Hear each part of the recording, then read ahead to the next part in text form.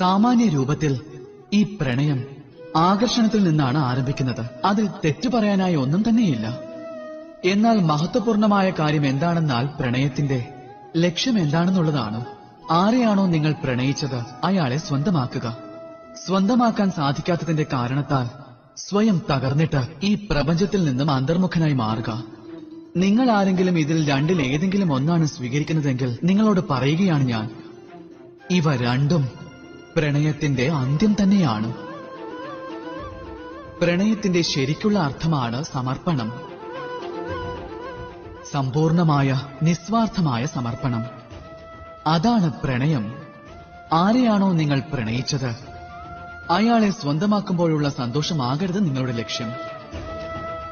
നിങ്ങൾ ആരെയാണോ പ്രണയിച്ചത് അയാളെ സന്തോഷിപ്പിക്കുകയായിരിക്കണം നിങ്ങളുടെ ലക്ഷ്യം.